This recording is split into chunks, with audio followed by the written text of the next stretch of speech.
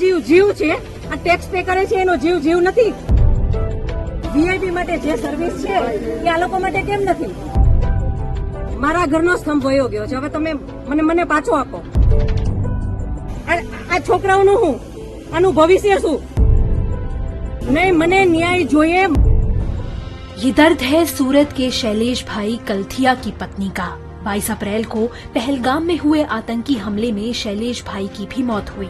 गुरुवार को जब उनके अंतिम संस्कार के दौरान परिवार को सांत्वना देने केंद्रीय मंत्री CR पाटिल पहुंचे तो शैलेश भाई की पत्नी शीतल बेन का सब्र टूट गया। નહીં, કોઈ ફેસિલિટી નહીં, કોઈ આર્મી નહીં, કોઈ પોલીસ નહીં. જ્યારે મોટા મોટા નેતા આવે, કોઈ વીઆઈપી માટે પાછળ કેટલી ગાડી, ઉપર હેલિકોપ્ટર, શેનાથી હાલે છે? ટેક્સ પે કરે છે એના ઉપર જ ને. વીઆઈપી માટે જે સર્વિસ છે એ આ લોકો માટે કેમ નથી?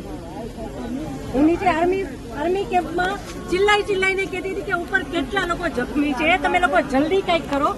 અમે ઉપરથી પડતા આખડતા નીચે ઉતરતા હજી ઉપર કોઈ ફેસિલિટી ગઈ નહોતી. આતંકવાદી અમારી સામે આવીને ગોળી મારી જાય છે. હિન્દુ મુસલમાનને અલગ કરીને હિન્દુના બધા ભાઈઓને ગોળી મારી છે. તો આપણી આર્મી કરે છે શું?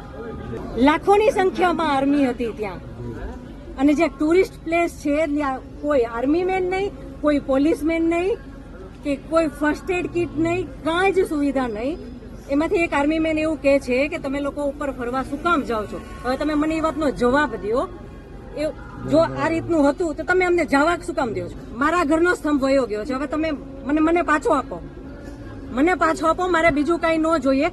આજ પછી કોઈ દિવસ કોઈ વોટ જ નહીં કરતા. જો આપણી ગવર્મેન્ટને પોતાની જ સુવિધા રાખવી છે, તમારા પાછળ કેટલા વીઆઈપી હોય છે, કેટલી ગાડીઓ હોય છે, તમારો જીવ જીવ છે, આ ટેક્સ પે કરે છે એનો જીવ જીવ નથી.